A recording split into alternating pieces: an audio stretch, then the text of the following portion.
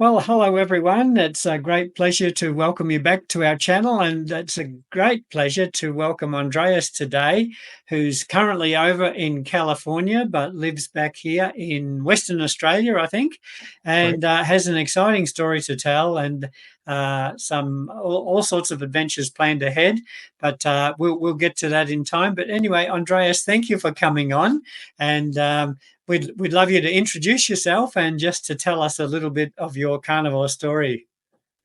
Sure. My name's Andreas. As Larry said, I live in Western Australia, and I'm here in California because I have family over here.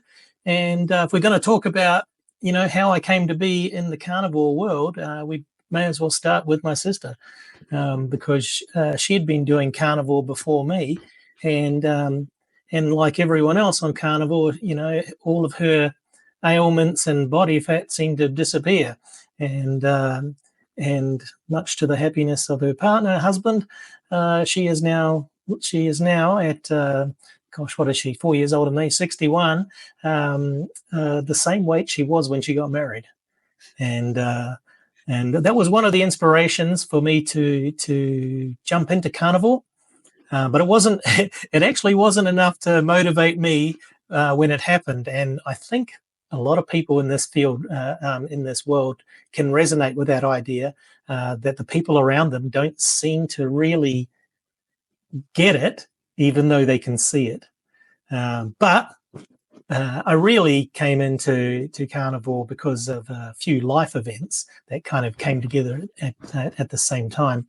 One of them was a very sad event, which was the passing of my mother, who had a long time struggle with diabetes, and she ended up passing away from diabetes-related illnesses, the worst of which was being heart disease, and that's what done her in the end, unfortunately. To be fair on Mum, she was 88, so she was quite a trooper.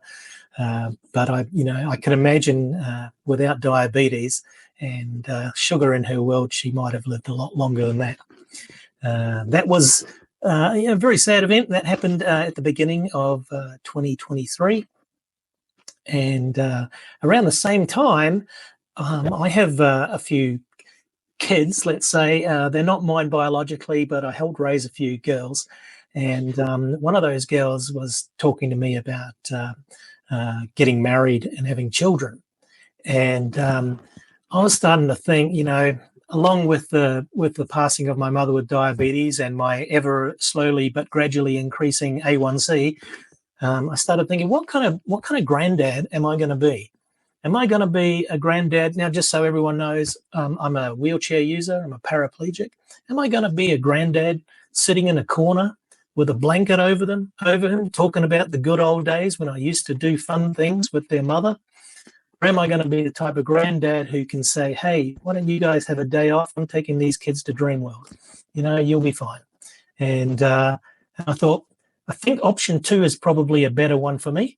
And so after some decompression, after Mum passed away, I got back to Western Australia, had a big party with some friends because I've got a friend whose birthday is a week apart from mine. Had a bit of a big weekend party, barbecue, beers, all the usual rubbish. And then on the following Monday, that was Friday, and on the following Monday, on the 21st of February 2023, I stopped eating carbohydrates. And the rest, as they say, is history. Yeah, what a reason to start. And so what's happened since then in terms of weight and your lifestyle and everything? Okay, so to put it in context, I went what some people would call clean carnivore, which is no sugar, no carbohydrates, no fruit, no vegetables, no condiments, no pepper, nothing. I just ate meat or meat-related products. So in the beginning, I ate cheese, but have kind of, I still eat it if it's in front of me, but I kind of moved away from it. But I ate quite a lot of cheese in the beginning. I was still eating quite a lot of white meat, but it was all just meat, fat, eggs, salt, butter, and water. And and I pretty quickly discovered fizzy water, or water, sparkling water.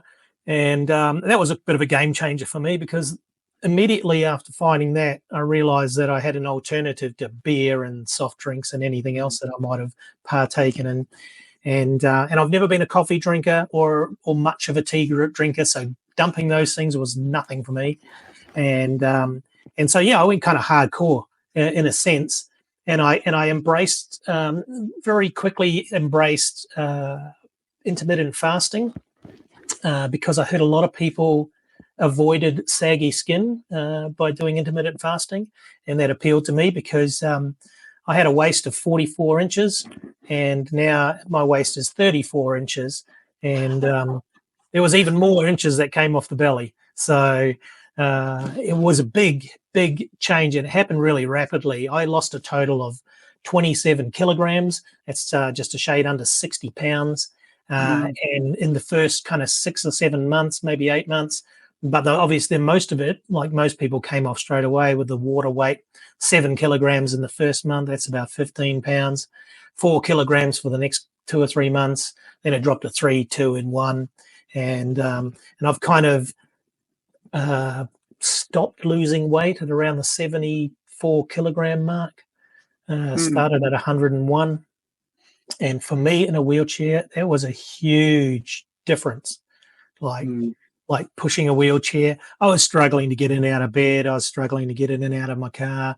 I was struggling to get in and out of my hand cycle. My belly was touching the crank cover on my hand cycle. It's just, when something dropped on the ground, leaning over to pick it up was a nightmare. All of that's changed, mate. But the weight's one thing, and I'm really extremely happy to have lost it. But the reality is there's way more than that. I had arthritis in my hands, and to the point where it would keep me awake at night, the pain. And of course, I need my hands for everything. And so I can't avoid using my hands on a daily basis. And so that pain was just getting worse and worse. And I was thinking about surgical options. And I'm going to say 90% of that was gone within a few months. And I don't even think about it anymore, because I have no pain in my hands at all. And added to that, on that left hand, I was dropping things. Like I'd lost my grip strength, and I'd just be like going to the fridge or something, and the thing would drop out of my hand, and I'd be like really frustrated. I don't drop anything anymore. And so all of that grip strength's come back. All of that inflammation in the joints has gone away. I had a shoulder operation in the end of 2018, which I probably could have avoided if I'd started Carnivore 5 years early. I think everyone has a story like that. Yeah. But let's go past it. And that was in my right shoulder, and my left shoulder was starting to act up as well. That's all gone away. I've had no problem with my left arm or left shoulder, and I don't have any kind of joint inflammation at all. I don't wake up creaky and sore like I used to. So all of that kind of stuff went away. And it comes back pretty quick too, because after the 14 months of super strict carnivore, I thought I might try a few things like everyone. And I found that if I had something like, I don't know, let's say a sandwich or something, I would find those aches and pains coming back pretty quick. And then they would go away equally quick if I just jump back into, eggs and steak. Yeah. So I don't really go down that path much anymore, although I'm a human. And, there are some, sugar is amazing, of course. It's the best drug there is. And every once in a while I have a piece of chocolate. And I was just in Germany, and I enjoyed a beer with my friends on the 1 or 2 occasions. But not like I used to. It's like night and day. And, my body even tells me now, dude, you've had 2 beers, just cut it out. That's enough, so. But let's get back to the aches and pains. HbA1c, a real classic, and probably the biggest, in my mind, biggest teller of how sick you're going to get later in life, having watched the effect on my mother. My A1C was creeping up to pre-diabetic, and my doctor was saying things to me like, hey, we better keep an eye on that. I've since kind of worked out that keeping an eye on something means, hey, if you don't change your life, it's going to end up sucking. And good for me in the sense, because my first bloods, I wish I'd done some immediately before, but I didn't. But I had some previous. But my first bloods, my HbA1c was down to 5, and it stayed at 5 ever since. So completely stabilized blood sugar. So that makes me feel extremely confident that I will not suffer in the same way my mother did. And there's not much in me that would compromise that.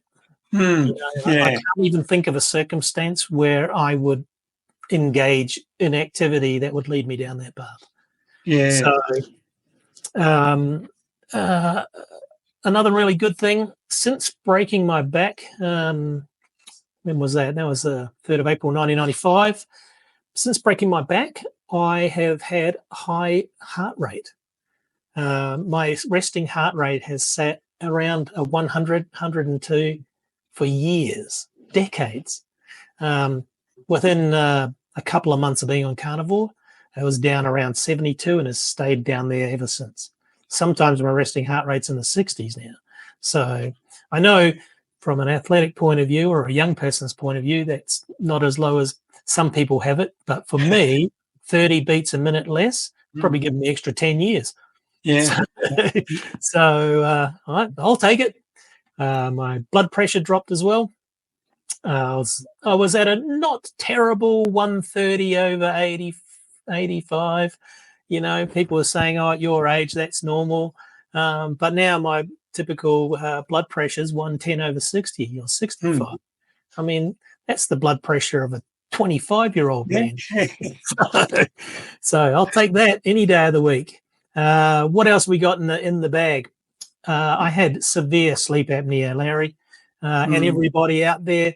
My sleep apnea was so bad that my sleep specialist doctor basically just looked me in the eyes and said, "You're going to die." And I looked back at him with my strange sense of humor and said, "Well, at least it'll be in my sleep." So, but he was quite serious, and I was really struggling with the CPAP thing. It was like a jet engine in my room, and he was telling me it's the quietest one they've got, and I'm like, I cannot live with this thing. And he said, well, your only other option is to have part of your tongue and your throat cut out. And I'm like, nah, that's not the only other option, is it? And he said, well, and he said very sarcastically, but I think he was well intentioned, but he quite sarcastically said, you could lose some weight. And that was kind of the third thing in the picture. This happened obviously before February and before Mum passed away, but it was kind of like you add that you're going to die unless you have your throat cut away. What kind of granddad am I going to be? And watching my mum slowly die of diabetes over a decade or more, and that was enough. It shouldn't have been that much to get to give a person enough leverage to change, but for me, that's what it was. Because, like I said, I was actually relatively happy, even with all of this aches and pains and stuff. I mean, I've been a pretty happy person all my life, so I never really gave it much bother until it became a bother. So it did. So on the sleep apnea front, no sleep apnea anymore. No snoring. And I snored so bad, my brother had to sleep with the earplugs when we traveled together, you know, and he was the first to tell me, you know, because he used to sit there and worry that I was going to die because I wasn't breathing. And then, you know, we were 2 months later after starting Carnivore, we were in the situation where we had to share accommodation again, and he's no longer wearing earplugs. And on an even better note, about 4 or 5 months after I started Carnivore, the young fella got on board with me. So, so good. and he's had, in some ways, bigger life-changing events than me because he had mental health issues. Yeah. I'll leave him to tell his story if it ever comes around, but let's just say game changer for him as well. And Yeah, so sleep apnea gone. I'm sure there's other things in the repertoire, but those are big things that changed, and of course better sleep. I don't sleep as Yeah, much. I don't have to eat as often. I don't spend as much money on food anymore.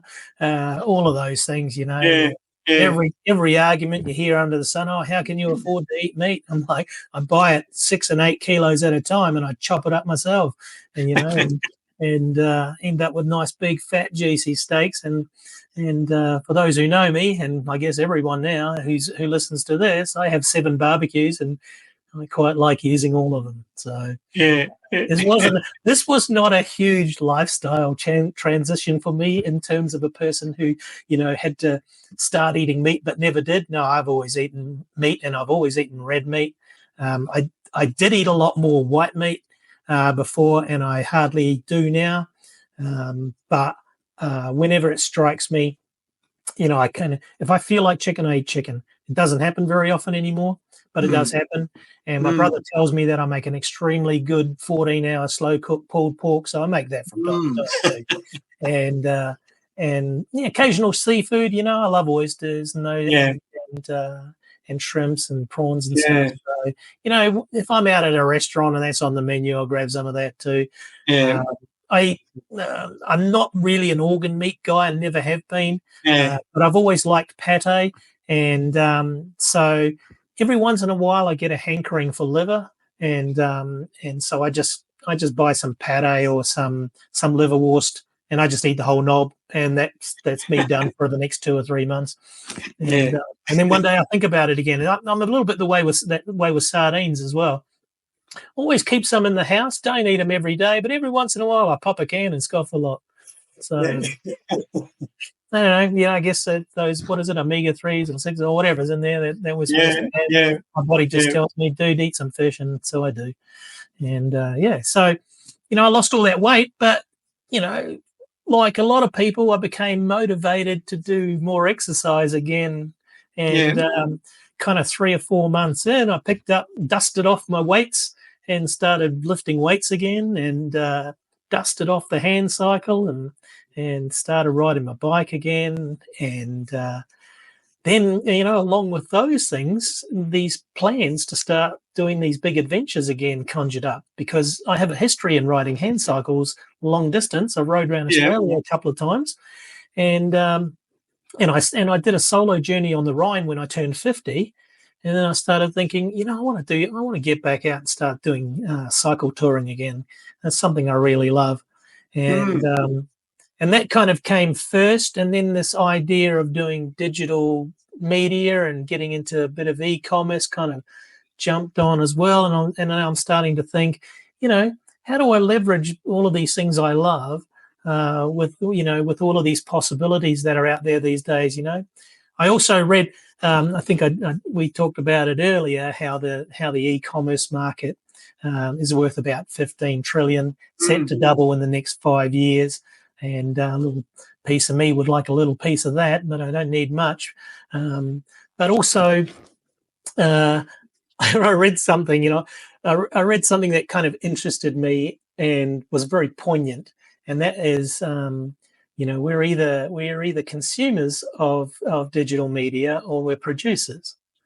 And I thought, well, I love consuming it, but I'd quite like to be a producer as well. And so that's kind of where we are at the moment. I am an absolute novice, an absolute newbie. My YouTube channel that is starting to come together, has, I think, as of today, about 25 subs. So just 975 to go to get monetized, as they say. Yep. But a journey starts with a single step, or in my case, a single push of the old cranks, and that's how we get going. And most people might not believe this, but I've only had Facebook for 2 months. And I only discovered groups a week ago, and I only realised that there's a difference between followers and friends 1 day ago. I'm on quite a steep learning curve here, and it's the same with every single thing has been new. I've had to learn how to use iMovie. I've had to learn how to use the Relive app. I've had to learn how to use everything. I've had to learn where to find digital rights free music in order to put background music on videos. Every single thing has been a learning curve. But I've kind of decided to document that part of the journey as well, and hopefully teach other people my age and older or younger that there is opportunities in the digital world, but it's a bit of a minefield to start with. And I'm actually starting to put together videos on my other channel about how to get started, what I did right and what I did wrong, and what I'm still doing right and wrong. And I'm kind of hoping that that will get some traction as well, and people be interested in learning how to get onto things. I'm interested in affiliate marketing. I'm interested in writing ebooks and Amazon KDP. I'm interested in monetizing YouTube and other possibilities. Not because I need a lot of money and I want to be a millionaire. I'm no Mr. Beast and never will be. But even Mr. Beast says, just get out there and start, and get 100 videos out. I've got about 20 done so far, and between my various channels, I'm 1/5 of the way there, I guess. And Carnivore for me, Carnivore is a part of this. I wouldn't even be talking to you if it wasn't for Carnivore, for a variety of reasons. One, I would have never probably engaged in digital media, and I never would have seen the possibility of doing all of these journeys, documenting them, and also everything. So it's like it's a very big picture thing, and somehow you keep throwing mud at the wall, and then something sticks, and then you find your niche. And I really feel like in the last 3 or 4 weeks in Germany, when I was riding my bike and starting to upload more videos about my hand cycling, it started to gel to me that the hand cycling and the journeyman part of the person I've always been is probably the glue that holds it all together. Carnivore's a part of that, riding's a part of that, my adventurous spirit's a part of that, being disabled's part of that, all of these things. But the journeyman on the hand cycle is the glue, and that only kind of became apparent to me recently, of course, and it's very exciting because it seems to be exciting to other people as well. A lot of people, I'm getting a lot of likes on Facebook, and I'm hoping to transfer that momentum and excitement for the type of things that I like to do. I'm hoping to transfer that over to YouTube as well, because I feel like YouTube's a great place where people can sit back and watch a journey. I've been doing something. I noticed I've always kind of liked, I've always been a traveler, and I've liked the type of YouTube videos that actually kind of walk around a city. And, like some people watch people lawn mowing, and some people, watch other things. These are all fun things. Some people watch a train journey from start to finish from a camera sitting in the front window with the driver. And I thought I've got a unique perspective here. I mount a camera on the front of my hand cycle, record the entire journey each day that I do. There's a long form video that's actually kind of relaxing and calming with beautiful scenery. Put a bit of nice, find some good, reasonable background music, throw in a little relive map at the beginning of the path, and there's a long form video, not too difficult for me to produce. And from that long form, I can make short form videos, YouTube shorts and things to upload to YouTube that people kind of can engage in. People have, one of my nephew, or it's actually my nephew-in-law, is my niece's husband. He said that he really likes these 1 minute videos that I do that just show the path with a few photos popping up, and Relive does all that for you. All I've got to do is go and edit something in the beginning and something at the end, and have some kind of thumbnail, and I've got quite a pretty 1 minute short and people seem to quite like that too.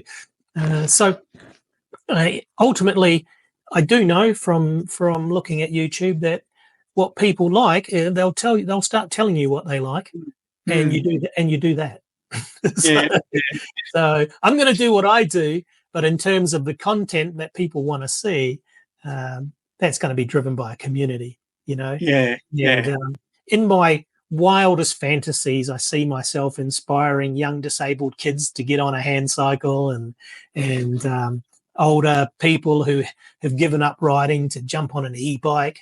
You know, and because I mean, my hand cycle is an e-bike now. When I rode around Australia when I was a younger man, I did it without any extra power apart from my 2 guns.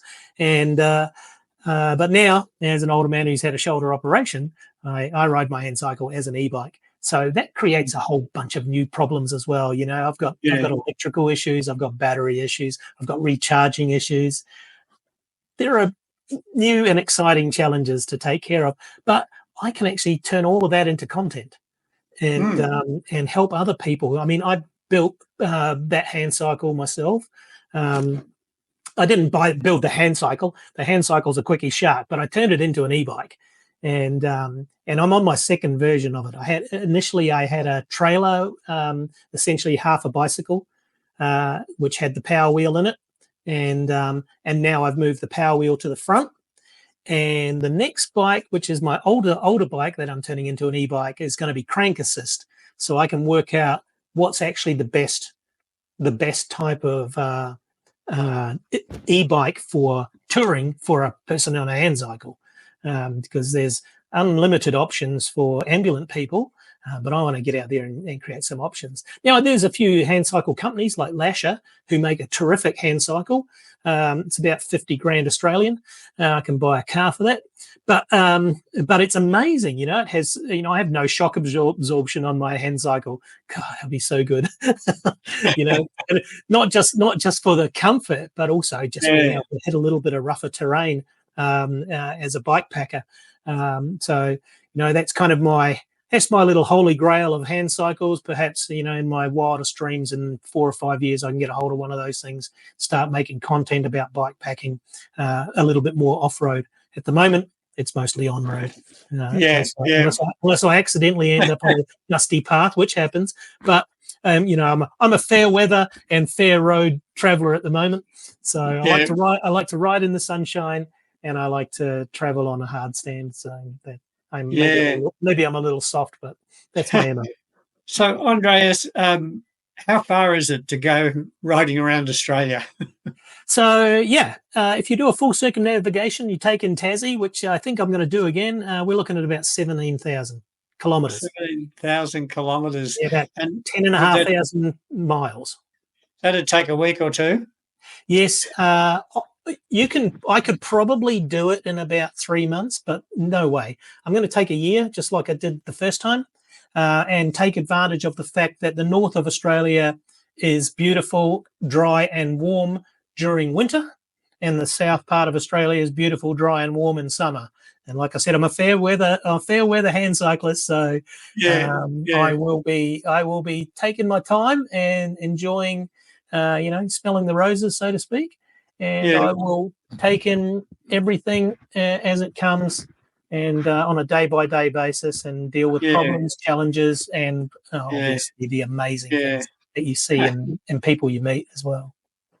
So, Andreas, what would you say to somebody who's round about your age, they're overweight, they're starting to get a few health issues, they've got things they'd love to do but don't think they'll ever be able to do them, they're a little bit lethargic and wish that life was different, but kind of accepting of where they are? What would you say to them? I might say something to them like, when was the last time you turned away a beautifully cooked reverse seared tomahawk steak? And if they say never, I say, well, just eat one of those every day, mate. You'll be fine. And I tell them what I tell everyone. Like I'm not a closet carnivore. I'm also not standing on a pillar like Ken Berry and these wonderful folk. but I'm certainly extremely happy about the results I've had and continue to have. Clearly, look at me now. I'm 18 months in. I don't have scurvy, so we're not going to have a problem there. And I have been pretty strict, and people tell me they're not losing weight and stuff on Carnivore. I'll always say, you're drinking coffee, what there's always something, that they couldn't let go of. Maybe it's one of those slightly flavored water drinks. You get, if you don't drink them 2 or 3, 4 weeks down the track, you don't even care anymore. Yeah. And so, I'd say, like everyone says, just get started. Is there anything you can't commit to for 30 days? Just commit to this for 30 days. You will. Everyone gets a result in 30 days. If you eat what I ate, which was just nothing but the carnivore stuff, you are going to lose weight. Unless you're underweight, you'll probably gain weight then. You will lose weight, and some other ailment you've got will miraculously seem to disappear or be nearly gone. If you snore, your wife or your husband's going to tell you, hey, you're not snoring anymore. And that's going to happen in days. You have to tell them the downside because, those first couple of weeks can be a little rough. They can. I in a wheelchair, having the runs is not exciting. I'd give you that much. But I was one of the ones who had to suffer with that. And I had a few terrifying and quite miserable days, but I got past them, as you do.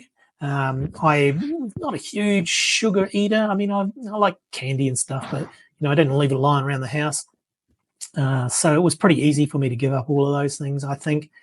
And I sometimes laugh and tell people I was pretty much alcovore before I was carnivore, which is basically carnivore, with some chips and booze. And so not booze in the sense that Americans say, like in the way that Australians say it, which is just beer and what have you, not hard liquor. But I drank, and nothing changed. And as soon as I stopped drinking and stopped eating those chips and other crap, and replaced all liquids with water, everything just changed. Yeah. And I was one of those people. I couldn't eat a stick of butter or a chunk of fat, straight up before I started carnivore. But I'll go in the fridge now, cut off a chunk of butter, put a bit of salt on it, scarf it. If I feel a little bit inclined in that way, and I look forward to it, and I love it now. I have found, of course, I don't know if you find this, Larry, but it's hard to find a piece of meat in a supermarket or a butchery these days got any fat on it anymore. I live in a tiny town in outback WA in the wheat belt. We do have a butcher, and he's a great guy. I asked him, where's all the meat, all the fat trimmed off? He said, no one wants it. I'm like, what do you do with it? And he said, I throw it away. Can you imagine? The best bit. Crazy. The best bit, anyhow. When I go in there and get lamb chops, he leaves all the fat on because he's cutting them straight off the beast for me. So he leaves all the fat on for me. It's fantastic. Yeah. Oh, that's right. Awesome. Yeah. Well, Andreas, I'll leave a link to your YouTube channel in the description below this video. And so, folks, if you want to follow up with Andreas and keep up with what he's doing, you can join up and subscribe to his channel. He's got an amazing story. But Andreas, thanks very much for being with us today and for sharing your story, not just of carnivore, but the hand cycling. It's no doubt inspire a lot of people. I might even dust off my old bike and get back on myself. Yeah. Do it, Larry, do it. And you know what? If you don't like it, just get an e-bike. Or if you're handy with the tools, just go and buy a kit on eBay and make one yourself. It's not that hard. Yeah. So, brilliant. Yeah. Oh, well, thanks for joining us. And I always finish my videos with this word: keep telling your story, because yours is a good story. Thanks, Larry. I definitely will do that. And everybody out there, just eat meat and go and enjoy your life.